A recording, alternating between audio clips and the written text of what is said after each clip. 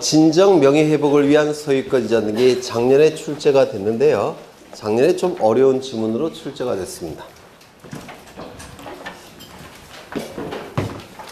여기에 이러한 부동산이 있고 소유자는 갑입니다.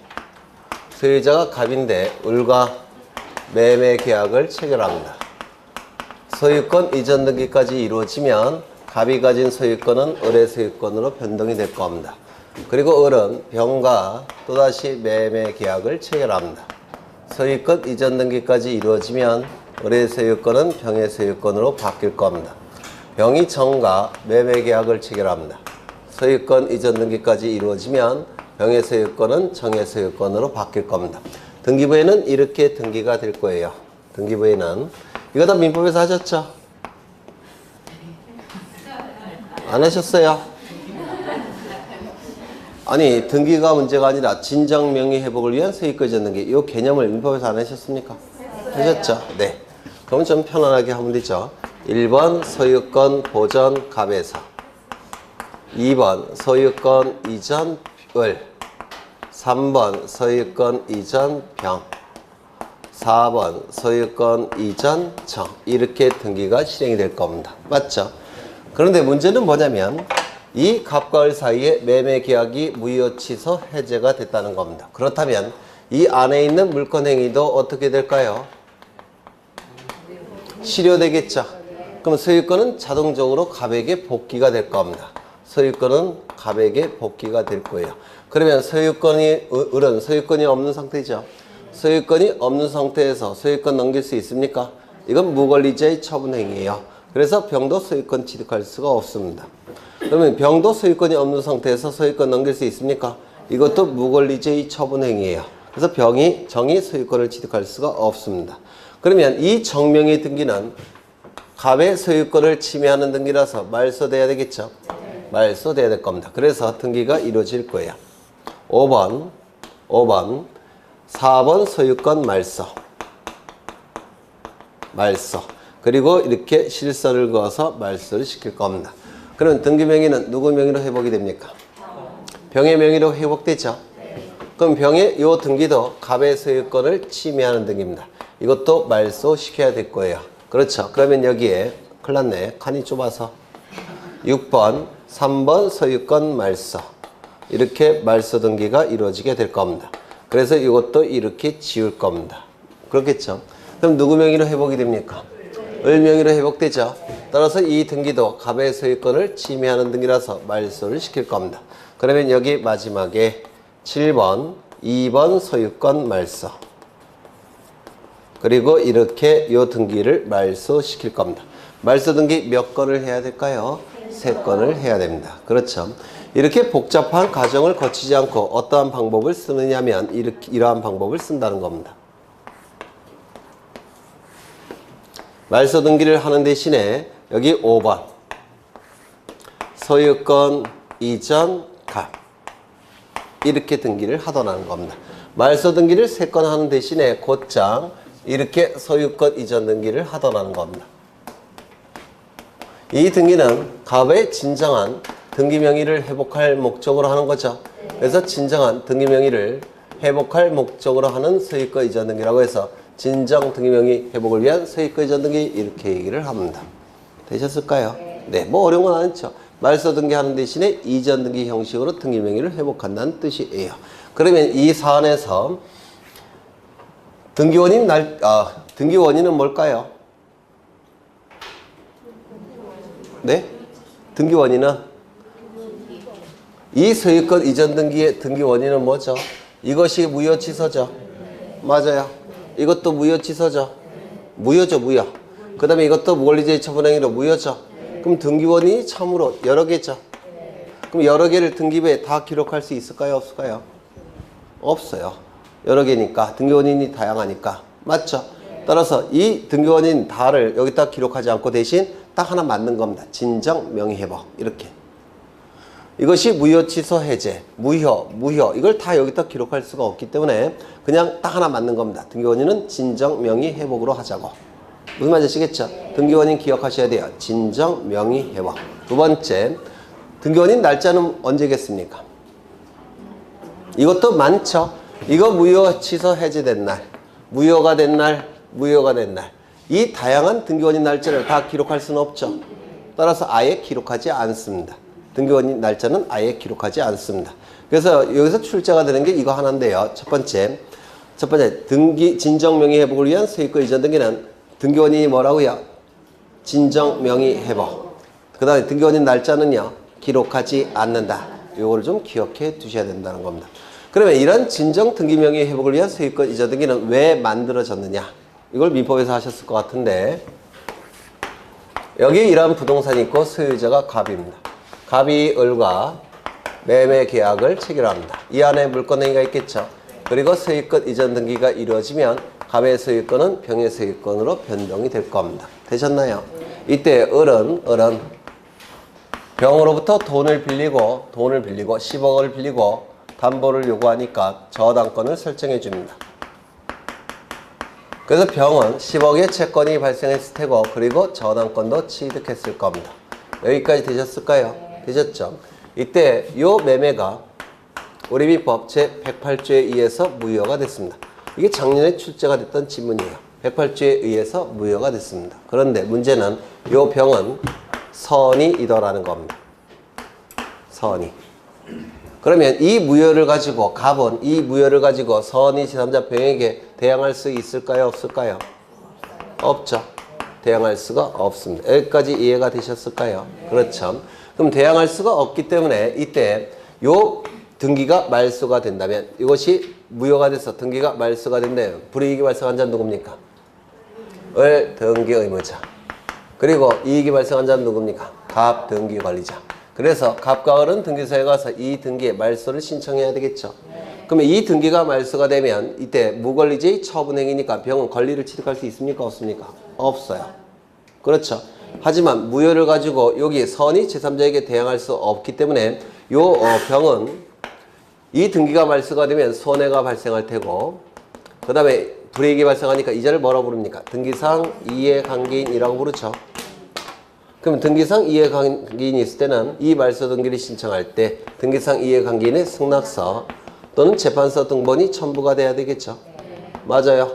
그러면 재판서 등본을 첨부해서 갑과 을은 이 등기를 말소를 신청해야 되는데 문제는 요 병은 선의 제3자입니다. 선의 제3자니까 승낙을 해줄 이유가 있을까요? 승낙 안 해줄 겁니다. 그러면 요 재판을 거른다고 하더라도 병에게 승소 판결을 받을 수 있을까요? 갑은? 없겠죠. 그렇다면 말소 등기가 될까요? 안 될까요? 안 됩니다. 말소 등기를 신청할 수 없게 돼버려요. 여기까지 이해가 되십니까? 그러면 이 갑은 소유권 등기를 포기해야 됩니까? 그건 아니겠죠. 말소 등기할 수 없다면 무슨 등기 하라는 겁니까? 이전 등기를 하라는 겁니다. 따라서 요 말소 등기 대신에 무슨 등기를 하냐면 이렇게 이전 등기를 하는 겁니다. 이때 사용되는 게 진정 등기 명의 회복을 위한 소유권 이전 등기라고 불러요. 그렇다면 이제 요 을은 갑은 을로부터 소유권 되찾아오겠죠. 등기를 통해서. 그러면 요 병은 뭐가 되는 겁니까? 선순위 권리자예요. 선순위 권리자니까 갑이 취득하는 소유권은 저당권에 의해서 제한을 받는 소유권을 되찾는 겁니다. 깨끗한 소유권이 아니라. 왜요? 선의자라서 말소 등기를 할 수가 없으니까 이전 등기를 하는데 얘가 먼저 설정이 됐죠. 그래서 저당권에 의해서 제한을 받는 소유권이라도 회복시키겠다는 겁니다. 이게 진정 등기 명의 회복을 위한 소유권 이전 등기가 만들어진 이유예요. 어려운가요? 아니요. 어려운 건데. 선이 제3자라서 보호를 받습니다. 따라서 승낙서 받아내기가 힘들어요. 재판서 등본도 받아내기가 힘듭니다. 따라서 말소 등기는 못할 테고 대신 무슨 등기라도 하라는 겁니까? 이전 등기. 이게 진정 명의 회복을 위한 소유권 이전 등기입니다. 그러면 깨끗한 소유권을 되찾을 수는 없고요. 요 병의 저당권에 의해서 제한을 받는 소유권을 되찾는 겁니다. 그러면 이때 손해는 누구에게 배상을 청구하면 되겠습니까? 을에게 배상을 청구하는 겁니다. 이때 만들어진 게 진정명의 회복을 위한 소유권 이전 등기인데요. 이때 거기 가장 중요한 것은 3번의 신청정보의 기록사항이죠. 등기원인은 뭐라고 기록한다고요? 진정명의 회복. 등기원인 날짜는 기록하지 않는다. 이걸 좀 기억해 두십니다. 그 다음에 토지 수용으로 인한 소유권 이전 등기를 볼 건데요.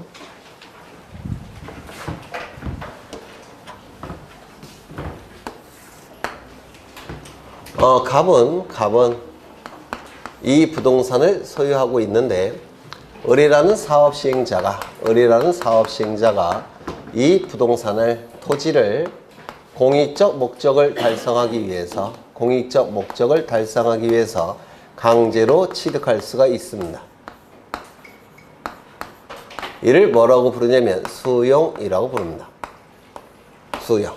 그런데 만약에 이 공익적 목적은 대법원 청사를 짓는 것이고 대법원 청사 그리고 이 토지에 갑이 A에게 전세권이나 저당권이나 지상권을 설정해 줬다면 이 사업 시행자가 권리를 취득하기 전에 선순위 권리자가 존재하죠.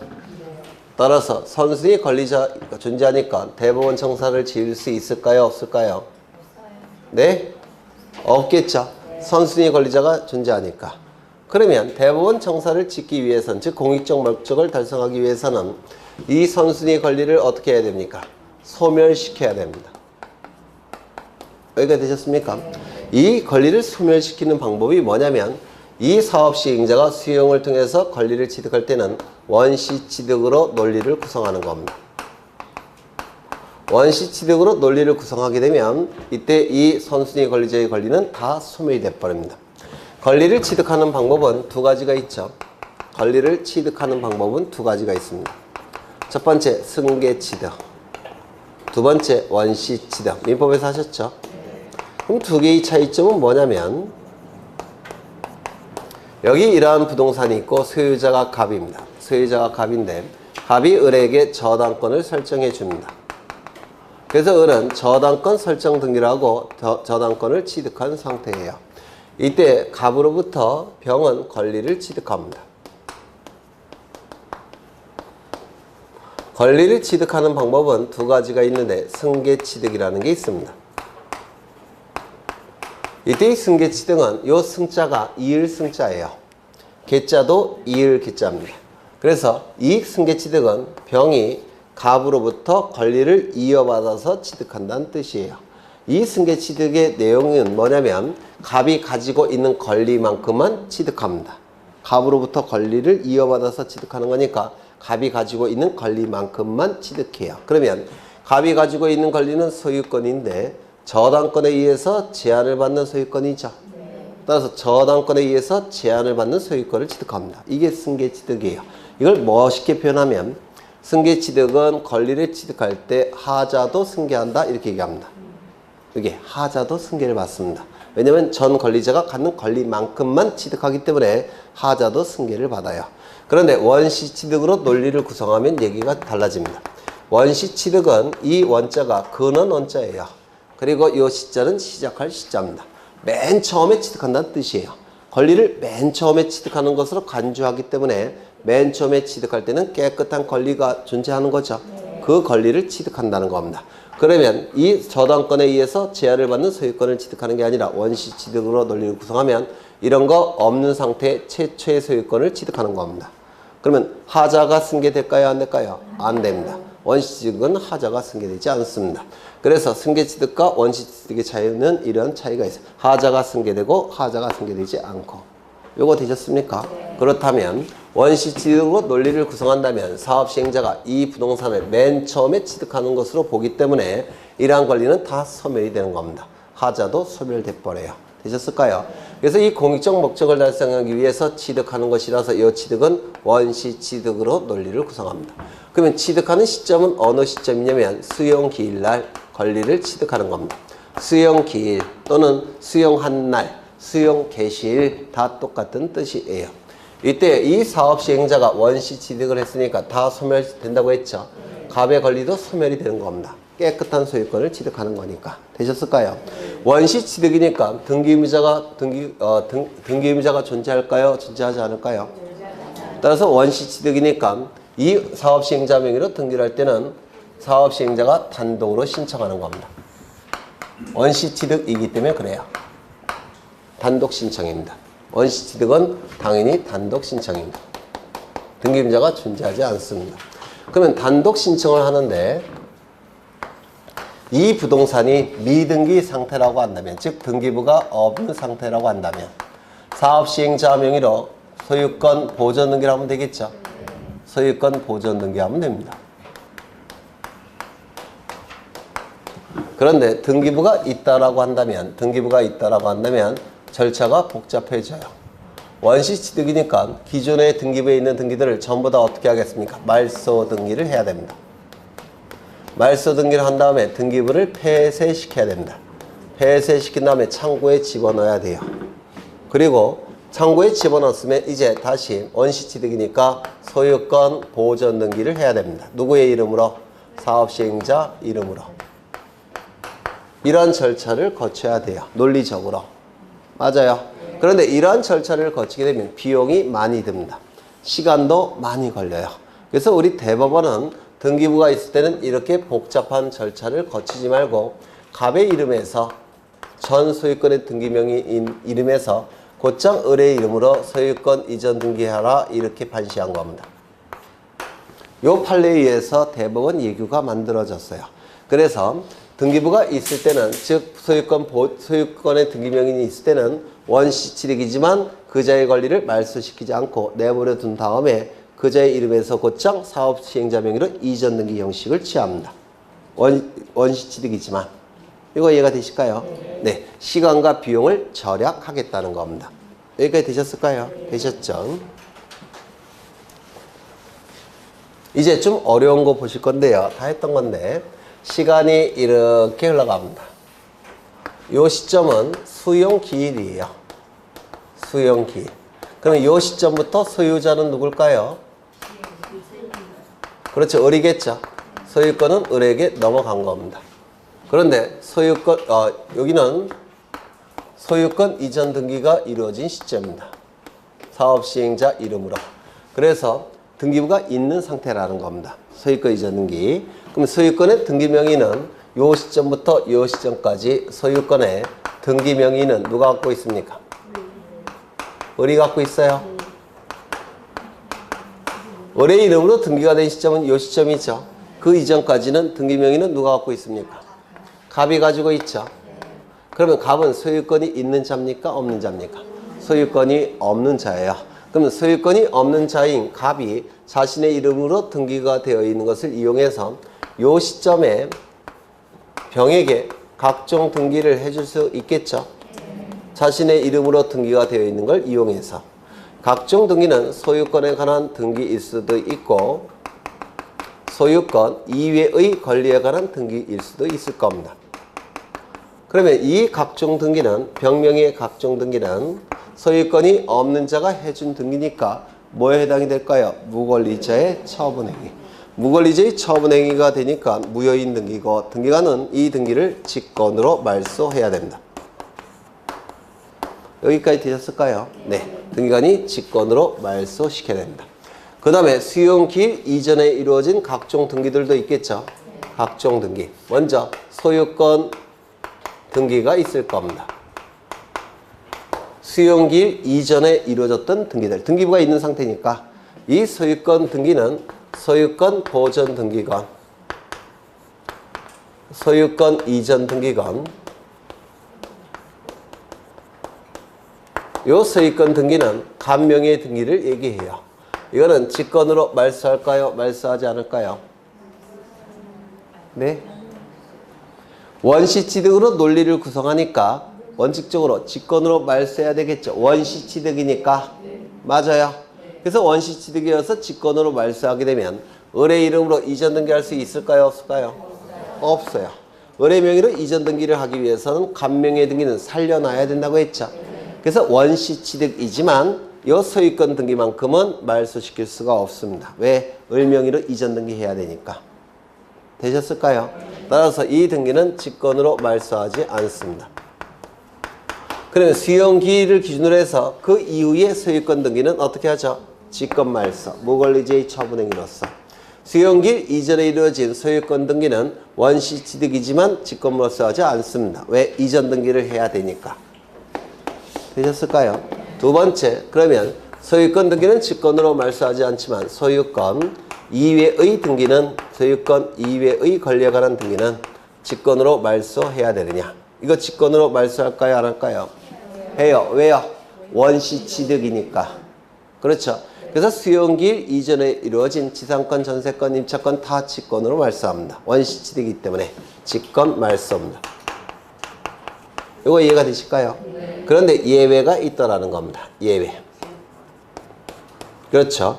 예외가 두 가지가 있는데요. 첫 번째, 토지수용위원회에서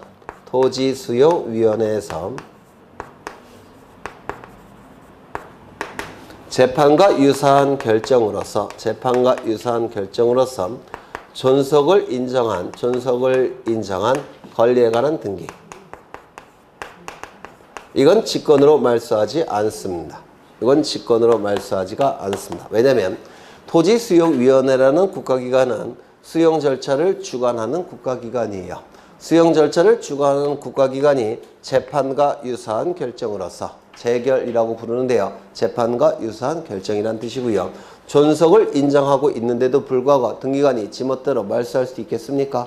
없더라는 겁니다. 두 번째, 수용되는 토지를 위해 존재하는 지역권 등기. 수용되는 토지를 위해 존재하는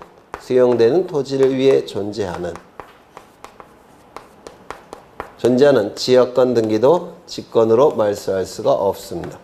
그러면 수용되는 토지를 위해 존재하는 지역권 등기는 무슨 뜻이냐면 여기에 도로가 이렇게 나 있고요. 여기 두 필지가 존재합니다. 요 토지는 199번지 토지고 요건 100번지 토지고요. 소유자는 A고 소유자는 갑입니다. 그런데 A가 갑에게 지역권을 설정해 줍니다. 그래서 여기 통행지역권이 설정이 된 상태예요. 그래서 갑은 여기를 통행하고 있는 지역권이 있는 상태입니다. 이때 요 100번지 토지에 대해서 을이라는 사업시행자가 공익적 목적을 달성하기 위해서 대법원 청사를 짓기 위해서 이 토지를 수용하더라는 겁니다. 그리고 대법원 청사를 지었습니다. 그러면 여기 대법원 청사에 근무하는 직원들은 여기 통행할 수 있어야 되겠죠. 이걸 소멸시켜 버리면 직원들은 헬리콥터 타고 다녀야 되겠죠. 그래서 이건 소멸시켜서 안 된다. 이것도 존속을 시킨다는 겁니다. 다시요. 수용되는 토지를 위해서 존재하는 지역권 등기. 수용되는 토지를 위해서 존재하는 지역권 등기도 말소시켜서는 안 될 겁니다. 이거 되셨을까요? 두 가지 기억하셔야 돼요. 토지수용위원회에서 재판과 유사한 결정으로서 존속을 인정한 권리에 관한 등기. 수용되는 토지를 위해 존재하는 지역권 등기. 그 등기만큼은 직권으로 말소할 수가 없다라는 겁니다. 하나 더. 요 시점에 갑이 사망을 합니다. 토지 소유자가 사망을 했습니다. 그러면 갑이 사망을 하게 되면 사망 시점에 저 토지는 상속이 되겠죠. C에게 상속이 됐습니다. 그리고 상속 등기는 어느 시점에 이루어졌냐면 요 시점에 상속 등기가 이루어졌다는 겁니다. 상속을 원인으로 하는 소유권 이전 등기가 이루어졌다는 겁니다. C의 이름으로. 그러면 이제 요 시점에 갑이 사망했으니까 이제 C를 상속인, 소유권을 취득한 상속인을 대상으로 해서 수용 절차가 진행되겠죠. 보상금 누구에게 지불할까요? C에게. 그리고 이 등기는 무권리제의 처분 행위로 인한 등기일까요? 아닐까요? 아닙니다. 정당한 등기죠. 그리고 수용 절차가 진행되는 데 있어서 방해도 되지 않습니다. 맞아요. 따라서 이 등기는 직권으로 말소할까요? 말소하지 않을까요? 말소하지 않을 겁니다. 정리하죠. 수용기일 시점을 기준으로 해서 그 이전에 이루어진 등기는 원칙적으로 원시취득으로 논리를 구성하기 때문에 직권 말소가 맞아요. 하지만 직권으로 말소하지 않는 등기는 두 가지가 있습니다. 소유권 등기. 두 번째, 토지수용위원회에서 존속을 인정한 재결로서 존속을 인정한 권리의 등기. 수용되는 토지를 위해 존재하는 지역권 등기. 이거는 직권으로 말소하지 않고요. 수용기일 이후에 이루어진 등기는 무권리제의 처분행위로 보기 때문에 다 직권 말소합니다. 다만 수용기일 이전에 상속을 원인으로 한 수용기일 이후에 이루어진 상속 등기는 직권으로 말소하지 않습니다. 좀 어렵죠? 네. 그 다음에 하나 더. 수용 절차가 실효가 됐다는 겁니다. 수용이. 효력을 상실했다라는 뜻이에요. 효력을 상실하게 되면 이제 요 등기 말소돼야 되겠죠. 이 등기는 단독 신청에 의한 등기니까 말소도 단독 신청에 의하게 될 겁니다. 이 소유권 이전 등기를 했다면 이것도 말소돼야 되겠죠. 이 등기가 말소됨으로 인해서 불이익이 발생한 자는 누굽니까? 등기 의무자.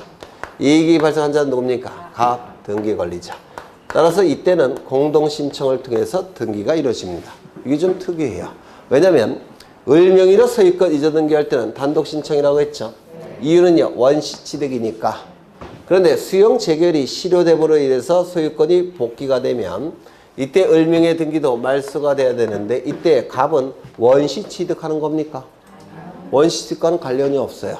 따라서 원칙대로 들어가서 이 등기는 공동신청을 통해서 말소가 되는 겁니다. 이거 시험에 자주 나와요. 수용 재결이 실효로 인한 소유권 이전 등기의 말소 등기는 공동신청. 그렇죠. 그럼 책을 좀 보겠습니다. 토지 수용으로 인한 소유권 이전 등기가 나오는데 거기 맨 밑에 보시면 신청인에서 단독 신청이라고 나와 있습니까? 그렇죠. 단독 신청이에요.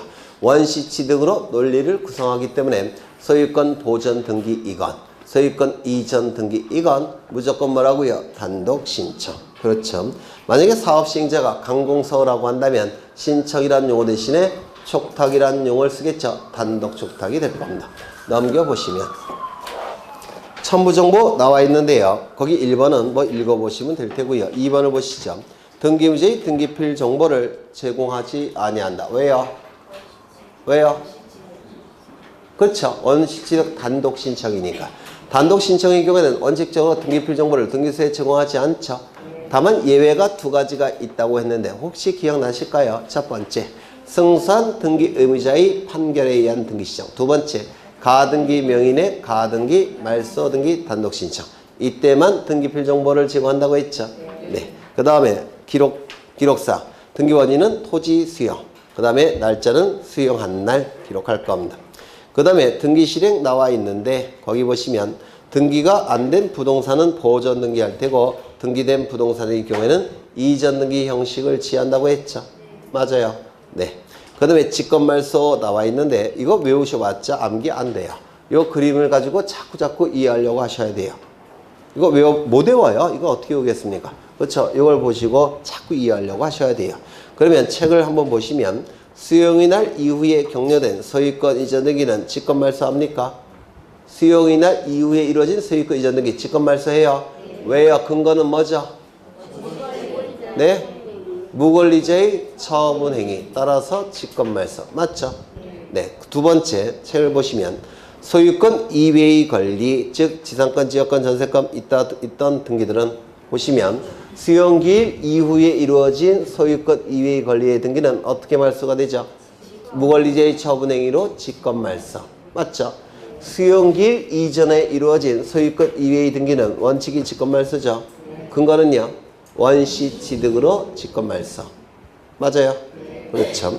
그 다음에 세 번째, 수용의 날 이전이든 수용의 날 이후이든 가등기, 가압류, 압류 등기 모두 직권말소. 이거 왜요? 수용의 날 이후에 이루어진 것은 무권리자의 처분행위로 봐서 직권말소. 그 이전에는요, 원시취득으로서 직권말소. 이해가 되셔요? 근거가 다르다는 걸 이해하셔야 돼요. 그래야지 오래 기억에 남습니다. 근거를 아셔야지만. 그 다음에 밑에 거를 보시면 수용의 날 이전에 격려된 소유권 보전 등기, 소유권 이전 등기는 원시취득이지만 직권말소하지 않는다고 했죠. 왜요? 그렇죠. 소유권 이전 등기를 해야 되니까. 소유권 이전 등기를 해야 되니까 살려놔야 된다고 했죠. 직권말소하지 않을 겁니다. 그 다음에 수용의 날 이전에 상속을 원인으로 한 수용의 날 이후에 소유권 이전 등기. 이거는 직권말소하지 않죠. 왜요? 무권리 처분행위가 아니니까. 그렇죠. 그 다음에 수용되는 토지를 위해 존재하는 지역권 등기. 토지수용위원회에서 재결로서 전속을 인정한 관리에 관한 등기. 이거는 이 시점 이전의 것을 얘기하는 겁니다. 이 시점 이전의 것. 그래서 이런 거 좀 어렵죠. 네. 그 다음에 거기 4번을 보시면 재결의 실효를 원인으로 재결은 뭐냐면 재판과 유사한 결정으로 수용을 결정하는 겁니다. 이걸 재결 수용이라고 불러요. 그 재결이 실효가 됐다면 소유권 이전 등기 말소가 이루어져야 되겠죠. 거기 둘째 줄 보시면 재결의 실효를 원인으로 한 소유권 이전 등기 말소 등기 신청은 단독 공동 등기무자 등기권리자가 공동으로 신청하게 될 겁니다. 그러면 소유권 이전 등기가 요 등기가 재결이 실효가 돼서 말소가 되겠죠. 공동신청을 통해서. 맞아요. 그러면 여기서 직권 말소한 거, 여기 직권 말소한 거 다 어떻게 해야 될까요? 되살려야 되죠. 그러면 되살리는 방법은 어떠한 방법을 통해서 되살릴까요? 직권으로 회복시키는 겁니다. 예전에 이런 말씀 드린 적 있죠. 등기가 실행되는 방법과 말소되는 방법과 말소 회복되는 방법은 원칙이 같은 방법이라는 거. 직권으로 말소됐으니까 회복도 다 어떻게 하는 겁니까? 직권으로 회복시켜야 될 겁니다. 이거 되셨을까요? 네. 그 다음에 환매 특약 등기를 보겠습니다.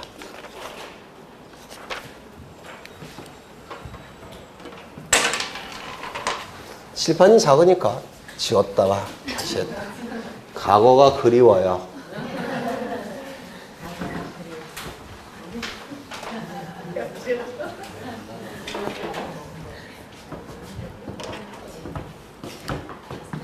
판매도 민법에서 하셨을 텐데요. 여기 이러한 부동산이 있고 소유자가 갑입니다.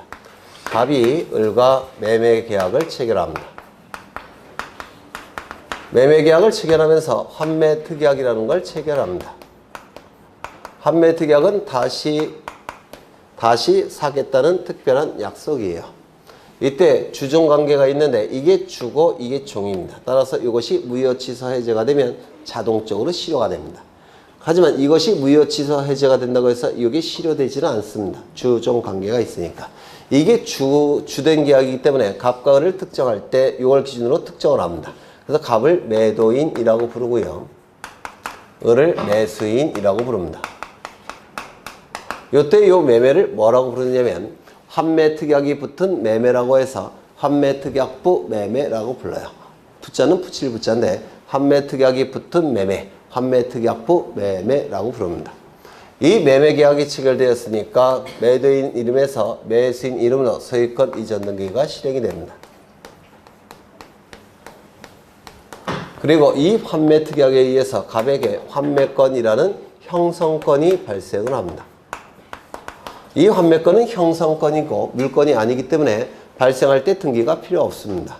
형성권이니까, 물권이 아니니까. 다만 이 환매권에 대항력을 부여하기 위해서는 공시를 해야 돼요. 그래서 환매특약 등기를 하게 됩니다.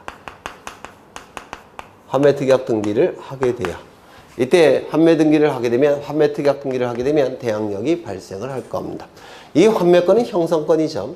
형성권이어서 갑의 환매 의사표시가 상대방에게 도달하면 형성권이기 때문에 즉 환매권을 행사하게 되면 환매가 성립이 됩니다. 환매는 다시 체결된 매매계약이라는 뜻이에요. 환매가 성립이 되면 매매계약이 성립됐으니까 등기가 갖춰져야 되겠죠. 소유권 이전 등기를 하게 됩니다. 누구의 이름으로? 갑의 이름으로.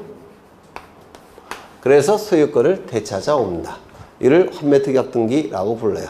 그럼 이런 환매특약 등기는 어느 경우에 이루어지느냐면 갑이 돈이 필요해요. 굉장히 큰 돈이 필요하는데 돈이 필요하니까 갑이 친구에게 이렇게 얘기합니다. 내가 가진 아파트 네가 좀 사줬으면 좋겠다. 이렇게 얘기를 해요. 그러면 뭐가 되는 겁니까? 을이 알아서 사줄게. 그러면 매매계약 체결되는 겁니다. 그런데 갑이 을에게 이렇게 얘기합니다. 내가 돈 열심히 벌어서 내가 이 아파트 다시 내가 꼭 살 테니까 그때 나한테 팔아. 그렇게 얘기를 합니다. 그랬더니 을이 알았어. 이렇게 얘기합니다. 그럼 환매특약이 체결된 거예요. 그리고 등기 갖추게 될 테고 등기 갖추게 될 겁니다. 1년 후에 갑이 열심히 해서 돈을 벌었어요. 그래서 친구한테 가서 이거 내가 다시 산다 이렇게 얘기합니다. 그러면 환매가 성립이 된 겁니다.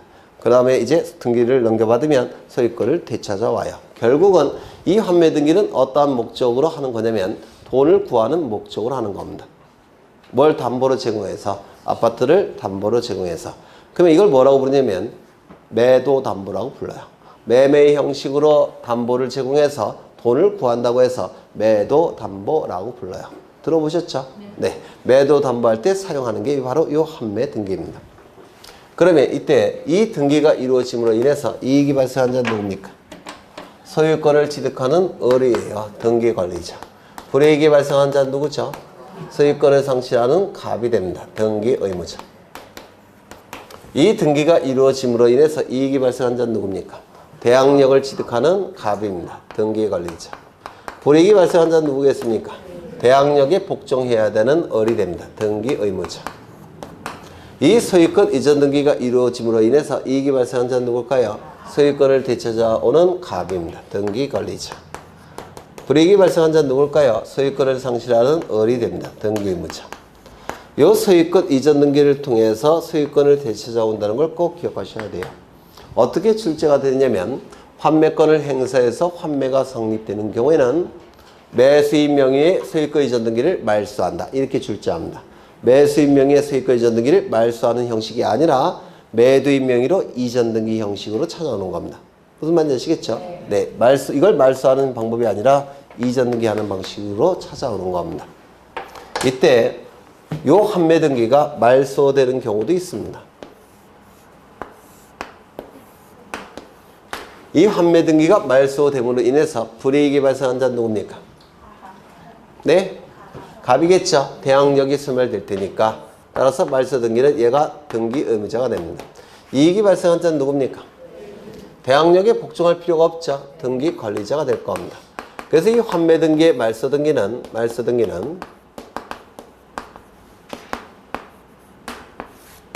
원칙이 공동신청을 통해서 말소합니다. 원칙이 공동신청이에요. 그러면 공동신청의 경우에 어느 경우가 공동신청이냐면 몇 가지 외워두시면 좋을 텐데 환매특약이 무효되는 경우가 있겠습니까? 환매특약이 무효가 된다든지 환매특약이 취소가 된다든지 환매특약이 해제가 돼버리면 이것이 다 실효가 되니까 환매권 소멸하겠죠. 환매권 소멸하니까 환매등기 더 이상 존재할 수 없죠. 그때는 말소 등기할 테고 그때는 공동신청을 통해서 말소합니다. 두 번째 환매권을 포기한다면 책에 다 있어요. 쓰지 마셔요. 책에 다 있으니까. 환매권을 포기하게 되면 더 이상 환매권 행사할 수 없죠. 환매 등기 필요 없을 테니까 이때도 말소시켜야 될 겁니다. 공동신청을 통해서 말소합니다. 세 번째, 환매 기간이 경과가 됐다면 더 이상 환매권 행사할 수 없죠. 따라서 이때도 환매 등기 말소가 될 테고 공동신청을 통해서 말소합니다. 이게 원칙이에요. 예외적으로 단독 신청을 통해서 말소하는 경우가 있는데 어느 경우에 단독 신청을 통해서 말소할 수 있냐면 요 을이 갑에게 증여를 합니다. 증여를 해서 갑의 이름으로 소유권 이전 등기를 해줍니다. 그러면 이 갑은 소유권을 취득하겠죠. 맞아요. 그렇죠. 그러면 이 갑은 두 개의 법적 지위를 취득합니다. 즉 동일에게 두 개의 법적 지위가 기속이 돼서 약한 법적 지위가 강한 법적 지위에 흡수돼서 소멸되는 현상이 나타나는데 이걸 뭐라고 부르죠? 혼동. 두 개 이상의 법적 지위가 동일에게 기속이 돼서 약한 법적 지위가 강한 법적 지위에 흡수돼서 소멸되는 현상 혼동이 나타납니다. 그러면 이때 이 환매권은 소유권에 흡수돼서 소멸되었으니까 이거 당연히 말소시켜야 되겠죠. 그러면 이 등기가 말소됨으로 인해서 불이익이 발생하는 자는 환매권자가 될 겁니다. 환매권자 누굴까요? 갑. 맞아요. 이 등기가 말소가 됨으로 인해서 이익이 발생한 자는 소유권자가 될 겁니다. 소유권자 누굴까요? 갑. 우리 아니죠. 소유권 넘겼으니까. 이때 등기 권리자도 갑입니다. 그러면 등기 권리자, 등기미자 둘 다 갑이 돼버리니까 이때 혼동은 단독 신청을 통해서 말소합니다. 혼동이란 단어가 나오면 무조건 단독 신청이라고 기억하셔도 돼요. 왜냐면 이 혼동은 두 개 이상의 법적 지위가 동일에게 기속이 돼서 약한 법적 지위가 강한 법적 지위에 흡수돼서 소멸되는 게 민법에서 혼동이죠. 이걸 우리 등기법 시각에서 보면 이렇게 돼버립니다. 등기 의무자의 지위와 등기 권리자의 지위가 동일에게 기속이 돼서 약한 등기 의무자의 지위가 등기 권리자의 지위에 흡수해서 소멸이 돼버립니다. 등기법 시각에서는 그러면 등기 권리자만 남아있게 되니까 이건 어떻게 되는 겁니까? 단독 신청. 그래서 혼동은 단독 신청이 될 수밖에 없다는 겁니다. 이거 좀 외워두시죠. 혼동은 단독 신청. 좀 외워두셔야 돼요. 세 번째, 이게 우리 등기법 시험에서 가장 자주 나오는 겁니다. 세 번째는 직권입니다. 이때 환매권을 행사하게 되면 환매가 이루어지게 됐죠. 환매가 이루어지면 소유권 이전 등기가 신청이 될 겁니다. 등기의무자 을과 등기관리자 갑이 공동 신청을 통해서 소유권 이전 등기가 신청이 되겠죠. 소유권 이전 등기가 신청이 되면 등기관은 갑명의로 소유권 이전 등기를 실행합니다. 갑명의로 소유권 이전 등기를 실행하다 보니까 여기 갑명의 환매 등기는 더 이상 필요 없다는 것을 등기관이 알까요? 모를까요? 알겠죠. 따라서 직관적으로 이게 필요 없다는 것을 알기 때문에 이때는 직권으로 말씀합니다. 다시요. 환매권을 행사해서 소유권 이전 등기가 이루어지게 되면 등기명인 갑이 이루어져 있던 환매 등기는 더 이상 필요 없다는 것을 등기관이 직관적으로 알게 됩니다. 따라서 이 환매 등기는 어떻게 발수한다고요? 직권으로 발수합니다. 이게 우리 시험에서 가장 빈번하게 출제되는 질문이에요. 되셨을까요? 네. 그래서 이 세 가지 중에서 이 두 가지는 좀 기억해 두실 필요가 있습니다. 그 다음에 이제 다 했던 건데요.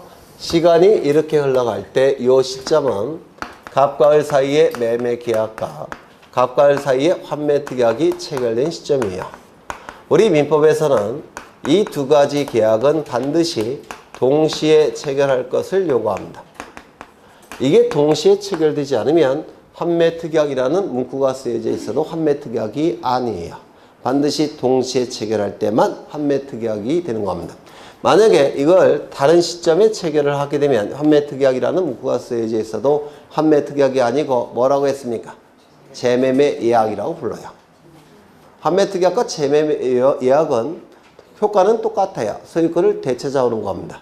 다만 환매특약은 동시에 체결되는 것이고 재매매 예약은 다른 시점에 체결이 되는 겁니다. 반드시 동시에 체결되는데 이것이 무효취소 해제가 되면 이것도 자동적으로 실효, 주종 관계가 있으니까 이것이 무효취소 해제가 되면 이것은 존치되는 겁니다. 주종 관계가 있으니까 매매로 인한 소유권 이전 등기와 요 환매특약으로 인한 환매 등기는 우리 민법의 취지를 받아들여서 우리 등기법에서는 동시에 신청할 것을 요구합니다. 다만 신청서는 따로따로 작성을 해야 됩니다. 신청 정보는 별건으로 작성을 해야 돼요. 즉 소유권 이전 등기 신청서 따로, 환매 등기 신청서 따로 작성을 합니다. 이게 뭐와 차이점이라고 했죠? 신탁 등기. 신탁 등기와 소유권 이전 등기는 한 건의 신청 정보를 신청한다고 했죠? 네, 이것과 구별하셔야 돼요. 그러면 이제 이 두 개의 등기는 동시에 신청이 되니까 이 두 개의 등기는 접수 번호가 어떻다라고 했죠? 네, 같아요, 달라요? 달라요. 동시에 신청이 되면 접수 시점도 똑같겠죠? 접수 시점이 똑같으니까 접수 번호 어쩔까요? 같아요. 접수 번호가 같기 때문에 순위도 어쩔까요? 네? 달라요? 같아요? 같습니다. 순위가 동일합니다. 순위가 동일한데 신청 정보가 따로따로 작성이 됐으니까 순위 번호는 달라야 됩니다. 순위 번호는 다릅니다. 신청 정보가 하나로 작성이 될 때만 순위 번호가 같은 거예요. 신청 정보가 별건으로 작성이 됐으니까 순위 번호는 다른 번호를 써야 됩니다. 그런데 순위가 같은데 순위 번호를 달리 써야 된다면 하나는 뭘 사용할 수밖에 없습니까? 부기 등기. 그렇죠. 따라서 이 소유권 이전 등기가 주등기라고 한다면 판매 등기는 부기 등기를 쓸 수밖에 없습니다. 그러면 순위 번호는 다른 번호를 쓰는 것이고 순위는 같은 겁니다. 되셨어요? 그럼 환매 등기는 부기 등기니까 이 환매권을 갑이 가진 환매권을 다른 자에게 돈 받고 판다면, 즉 양도한다면 환매 등기 이전 등기 하겠죠. 그러면 A명의 환매 등기 이전 등기는 무슨 등기 형식을 취해야 되겠습니까? 네? 여기서 한 번 더 가야 되겠죠. 부기의 부기 등기를 하게 될 겁니다. 맞아요. 환매 등기 이전 등기는 부기의 부기 등기입니다. 되셨을까요? 하나 더. 요 시점부터 요 시점까지는 소유권의 등기 명의인은 누구일까요?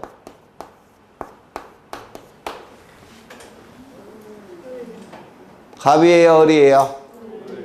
을의 이름으로 등기가 되는 시점은 이 시점 아닙니까? 그럼 그 이전까지는 등기 명의인이 누굽니까? 갑이죠. 맞아요. 을의 이름으로 등기되는 시점은 이 시점이에요. 그 전까지는 소유권의 등기 명의는 갑이죠. 두 번째, 판매 등기에 있어서 등기 의무자는 누구일까요? 네? 갑이에요, 을이에요? 을이죠. 여기 써놨는데. 을이죠. 네, 등기 의무자는 을입니다. 그러면 소유권의 등기 명의인이 등기 의무자일 때, 이때 같은 사람일 때는 인감증명을 첨부한다고 했죠. 다른 사람일 때는 인감증명 첨부합니까? 안 합니까? 인감증명 첨부하지 않습니다. 그래서 환매 등기는 인감증명을 첨부하지 않습니다. 소유권의 등기 명의인이 등기 의무자가 아니기 때문에 인감증명을 첨부하지 않습니다. 이거 기억나셔요? 네, 두 번째. 여기 보시면 소유권 이전 등기 신청과 환매 등기 신청은 동시에 신청이 된다고 했죠. 그러면 환매 등기 신청할 때 등기 의무자 을은 등기필 정보가 있을까요, 없을까요? 환매 등기 신청과 소유권 이전 등기 신청은 동시에 신청하는 거 아닙니까? 그럼 환매 등기 신청할 때 아직 을명의로 소유권 이전 등기가 됐어요, 안 됐어요? 아직 안 됐죠. 따라서 을명의 등기필 정보가 존재할까요? 존재하지 않을까요? 없죠. 그러면 환매 등기 신청할 때 등기의무자 을은 등기필 정보를 등기소에 제공할 수 있을까요, 없을까요? 없습니다. 아직 소유권 이전 등기가 되기 전이니까. 그렇죠. 따라서 이 등기의무자 을은 인감증명도 첨부하지 않고 등기필 정보도 첨부할 수가 없습니다. 그래서 이 환매 등기를 신청할 때 등기의무자는 인감증명과 등기필 정보를 등기소에 제공하지 않습니다. 되셨을까요? 네. 이 정도 보시면 환매 등기의 대부분을 보신 거예요. 그럼 책을 보겠습니다. 환매 특약의 등기라고 되어 있는데 거기 2번을 보시면 소유권 이전 등기 혹은 소유권 이전의 가등기를 신청하면서 환매 특약의 가등기를 신청하는 것은 허용하지 않는다. 왜 그럴까요? 네. 환매 등기에 가등기라는 건 없습니다. 왜 그럴까요? 가등기는 물권 변동의 본등기를 하기 전에 순위를 보존하기 위해서 임시로 하는 등기가 가등기 맞습니까? 이때 물권 변동의 본등기 하기 전에 순위를 보존하기 위해서 채권적 청구권에 대해서 하는 등기가 가등기예요. 맞아요. 그런데 이 환매권은 채권적 청구권일까요? 아닐까요? 아니에요. 뭐라고 그랬죠? 형성권. 이 환매권은 청구권 자체가 아닙니다. 청구권 중에서도 채권적 청구권만 가등기 할 수 있는 겁니다. 그런데 이 환매권은 형성권이기 때문에 청구권 자체가 아니에요. 가등기 할 수 있다 없다? 없습니다. 환매권은 그 성질상 가등기가 허용되지 않습니다. 형성권이기 때문에 그렇습니다. 되셨을까요? 그렇다면 이건 어떨까요? 갑이 자신의 환매권을 A에게 이전한다는 계약을 체결합니다. 이전 계약을 체결해요. 그러면 요 A는 돈 받고 산 거죠. 따라서 A는 갑에게 환매 등기에 이전 청구권이 발생하겠죠. 맞아요. 환매 등기 이전 청구권의 순위를 보존하기 위해서 가등기할 수 있을까요, 없을까요? 네. 환매 등기 이전 등기 청구권을 순위 보존하기 위해서 가등기할 수 있을까요, 없을까요? 잘 민법 지식을 가지고 잘 생각해 보셔야 돼요. 환매 등기 이전 등기 청구권은 형성권이에요, 아니에요? 아니죠. 등기 청구권 채권적 청구권이에요. 채권적 청구권이니까 가등기할 수 있겠습니까, 없겠습니까? 있습니다. 환매 등기 이전 등기 청구권은 당연히 가등기할 수가 있습니다. 환매권 자체가 아니라 이전 등기 청구권이라는 채권적 청구권이에요. 가등기할 수 있습니다. 그렇다면 판매 등기, 이전 등기 청구권의 가등기는 주등기일까요? 부기등기일까요? 무슨 등기 할까요? 판매 등기 자체가 부기등기죠. 판매 등기, 이전 등기는 아까 뭐라고 그랬죠? 부기의 부기등기죠. 맞아요. 본등기와 가등기는 순위번호를 같이 쓰는 거 아닙니까? 그럼 판매 등기, 이전 등기 청구권의 판매 등기, 이전 등기 청구권은 뭘 하는 겁니까? 부기의 부기 아닙니까? 판매 등기, 이전 등기가 아까 부기의 부기라고 했죠. 그럼 판매 등기, 이전 등기 청구권의 가등기도 당연히 부기의 부기겠죠. 가등기와 본등기는 순위번호를 같이 쓰니까. 되셨을까요? 네. 재밌네. 네. 절차를 보겠습니다.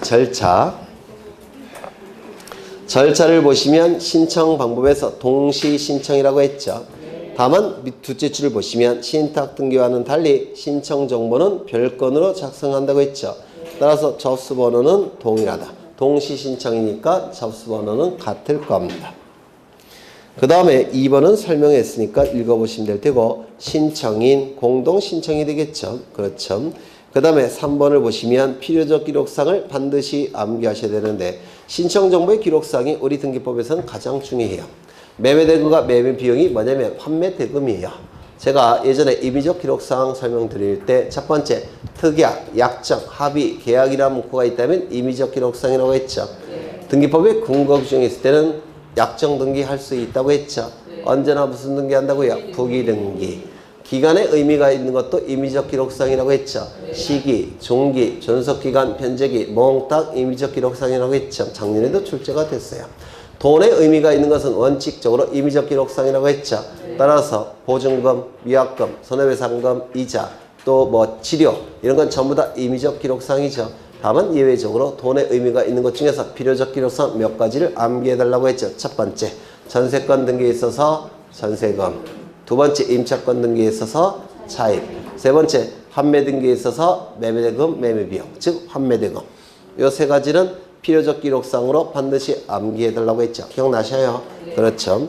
그 다음에 임의적 기록상 환매기간. 이건 기간의 의미가 있으니까 임의적 기록상이겠죠. 그런데 거기 보시면 환매기간은 5년을 초과할 수 없으며 5년을 넘는 기간을 환매기간으로 정한 때는 부동산 등기법 제29조 제2호 사건이 등기할 것이 아닐 때에 해당하여 각하한다. 밑줄 치시고 기억하셔야 되는데요. 왜 환매기간은 절대로 5년을 초과할 수 없을까요? 네? 왜 5년을 초과할 수 없을까요? 민법에서 안 하셨어요. 이 환매, 우리는 자본주의 사회죠. 자본주의 사회라는 것은 소유권을 보호하는 겁니다. 개인의 소유권을 보호하는 사회가 자본주의 사회예요. 이 을은 소유권 취득했죠. 그런데 소유권을 자유롭게 행사할 수 있을까요? 없을까요? 없죠. 왜? 환매권 행사할 테니까. 맞아요. 그러면 환매권을 갑이 가지고 있는 상태에서는 갑은 아주 강력한 권리를 갖는 겁니다. 환매권 행사를 통해서 소유권을 되찾아올 수 있기 때문에 갑은 아주 강력한 형성권을 갖는 상황이에요. 그만큼 이 을은 제한을 받는 겁니다. 맞아요. 그래서 이 을이 취득한 소유권은 굉장히 불안정한 소유권이라고 불러요. 갑에게 언제 돌려줘야 될지 모르는 소유권입니다. 불안정한 소유권이에요. 따라서 이 을은 갑이 환매권이 있는 상태에서는 굉장히 불안정한 지위에 놓여 있다 이렇게 얘기합니다. 이런 불안정한 지위에 놓여 있는 것을 5년 이상은 인정할 수가 없다는 겁니다. 소유권을 보호하기 위해서. 무슨 말인지 아시겠어요? 그래서 이 환매 기간은 절대로 5년을 초과할 수가 없습니다. 이러한 불안정한 소유권을 5년 이상은 인정할 수가 없다는 겁니다. 그래서 5년을 초과할 수가 없습니다. 5년을 초과한다면 어떻게 한다고요? 29조 제2호에 의해서 사건이 등기할 것이 아닌 경우에 해당돼서 각하 결정이 나게 될 겁니다. 그 다음에 등기 실행은 읽어보시면 될 테고 넘기겠습니다. 거기 환매 등기, 이전 등기가 나와 있는데 환매 등기 자체가 부기 등기니까 환매 등기, 이전 등기는 뭐가 된다고요? 부기 등기. 그렇죠. 그 다음에 거기 4번을 보시면 환매권의 변경 등기라는 게 나오는데요. 환매 대금을 감액하는 변경 등기. 환매 대금은 환매 등기에 있어서 반드시 기록해야 될 내용 맞습니까? 네. 근데 환매 대금이 10억에서 5억으로 바뀌었다는 겁니다. 그러면 환매 등기 내용이 바뀌었으니까 환매 등기에 변경 등기 하겠죠? 맞아요. 그럼 환매 등기 변경 등기를 통해서 이익이 발생하는 자는 누굴까요? 감액이 됐을 때. 등기부만 놓고 볼 때 이익이 발생한 자는 누굽니까? 갑이겠죠. 왜요? 변경 등기 전에는 5억 원을 지급해야지만 찾아올 수가 있었는데 이제 얼마만 지급하면 됩니까? 잘못 얘기네. 환매 등기, 변경 등기 이전에는 10억 원을 지급해야지만 찾아올 수 있죠. 그런데 바뀌면 얼마만 지급하면 찾아옵니까? 5억. 따라서 이 환매대금이 감액이 될 때의 변경 등기는 누가 이익이 됩니까? 환매권자가 등기 권리자, 상대방이 등기 의무자. 거꾸로 이게 증액이 되면 어쩔까요? 15억으로. 환매권자는 종전에는 10억 갖고 찾아올 수 있었는데 이제는 15억을 지불해야지만 찾아올 수 있죠. 따라서 이 변경 등기 등기의무자는 누가 되는 겁니까? 환매권자가 되는 겁니다. 그래서 판단하는 거예요. 정해진 게 아니라 누가 이익이 되느냐 불이익이 되느냐. 두 번째, 환매 기간을 단축한다면 이것도 기간이 등기부에 기록되어 있다면 내용이 바뀌는 것이죠. 그럼 환매 기간이 단축되는 경우에는 누구에게 유리할까요? 네? 3년에서 1년으로 바뀌었다는 겁니다. 1년으로. 누구에게 유리할까요? 네? 왜냐면 불안정한 지위가 3년 동안 유지되다가 이제 몇 년만 1년만 유지하면 되죠. 따라서 요 을이 등기 권리자. 환매권을 예전에는 3년 동안 행사했는데 이제는 1년밖에 행사 못하죠. 불안정한 불리해진 겁니다. 등기 의무자. 그래서 그때그때 판단하는 겁니다. 이익이 되느냐 불이익이 되느냐. 그래서 이거 좀 기억해 두셔야 되고요. 환매권 행사 읽어보시면 돼요. 이제 대지권 등기 후 제한 등기를 보시는데 요거까지 후딱 보고 끝내겠습니다.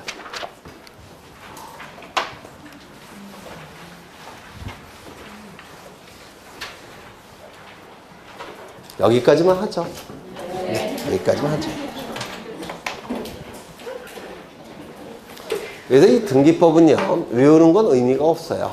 그때마다 답이 달라지기 때문에 등기법은 외우는 게 없고요. 외워서는 뭐 점수도 안 나올 테고 하나하나씩 이해하려고 노력하셔야 될 거예요. 고생하셨고 1시간 후에 문제집 들어가요. 문제집 다 풀고 오셨나요? 네. 다 풀고 오셨어요? 꼬마 아가씨 풀고 오셨어요? 그럼 저 뒤에 숨 들고서 계셔요. 네, 1시간에 뵙겠습니다. 네.